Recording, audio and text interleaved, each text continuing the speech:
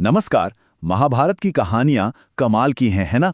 अक्सर सही और गलत के बीच की जो लकीर होती है वो इतनी धुंधली हो जाती है कि समझ ही नहीं आता। तो आज हम एक ऐसी ही कहानी में गोता लगाने वाले हैं।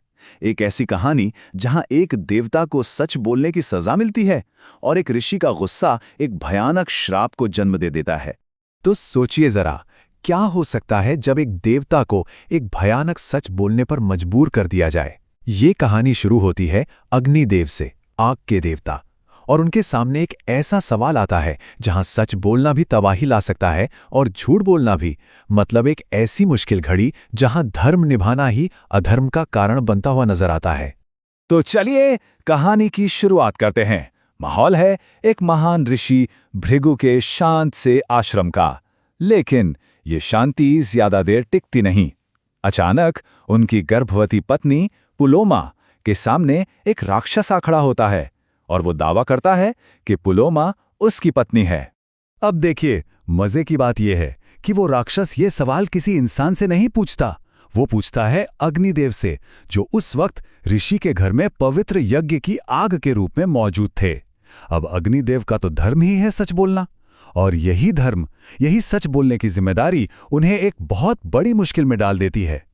और जैसे ही अग्निदेव सच बताते हैं, वो राक्षसिक सुअर का रूप लेता है और गर्भवती पुलोमा को उठाकर ले जाता है। लेकिन रुकिए, कहानी का सबसे हैरान कर देने वाला मोड़ तो अब आने वाला है। और ये मोड़ लाने वाला कोई देवता या राक्षस नहीं है, बल्कि एक अजन्मा बच्चा है। तो जैसे ही वो राक्षस पुलोमा को ले जा रहा था, गर्भ के अंदर से ही उनका अजन्मा बेटा जबरदस्त गुस्से में आ जाता है। सोचकर देखिए, ये कितना असाधारण पल है। एक अजन्मा बच्चा अपनी मां को बचाने के लिए अपनी दिव्य शक्ति दिखा रहा है।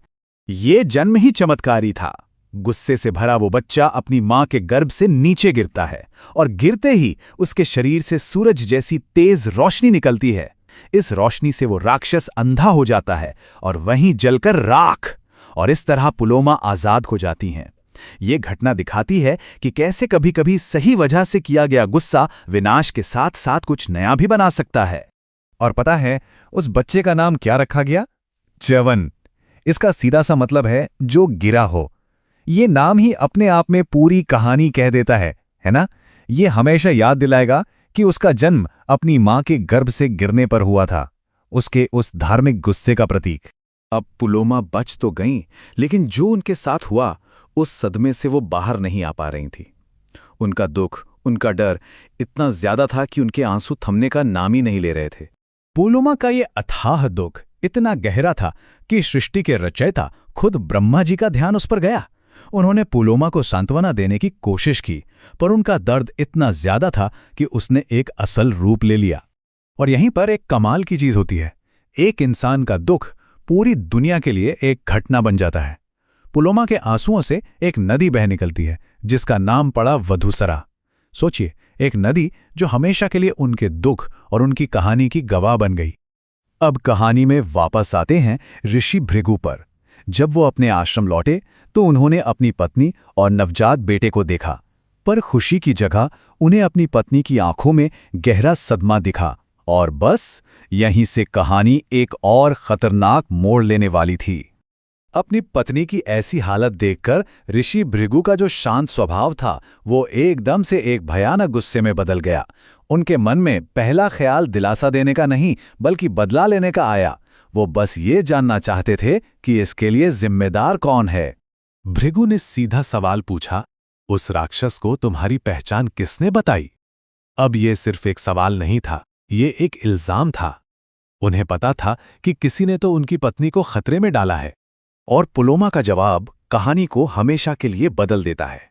उन्होंने कहा, वो अग्निदेव थे जिन्होंने राक्षस को मेरे बारे में बताया। बस ये एक लाइन और ऋषि भृगु के गुस्से का निशाना अब एक देवता बन गए। जैसे ही भृगु ने ये सुना कि अग्निदेव ने ही उनकी पत्नी की जान खतरे में डाली, उनका गुस्सा 7वें आसमान पर पहुंच गया। एक ऋषि का क्रोध, जिसकी ताकत देवताओं के बराबर होती है, उसे अब अपना निशाना मिल चुका था। भृगु ने एक पल भी नहीं सोचा।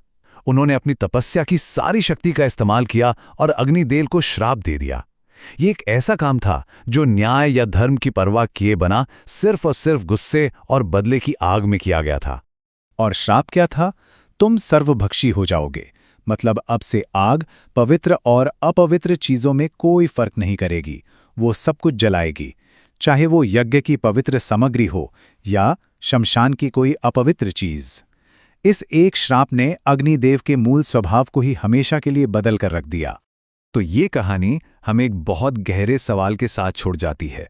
क्या सच में न्याय हुआ, या एक ऋषि के गुस्से ने सच की अहमियत को ही खत्म कर दिया? क्या अग्निदेव ने सच बोलकर अपना धर्म निभाया था, या भृगु का गुस्सा जायज था? महाभारत कभी भी आसान जवाब नहीं देता, वो तो बस हमें ऐसे ही मुश्किल सवालों पर सोचने के लिए छोड़ देता है।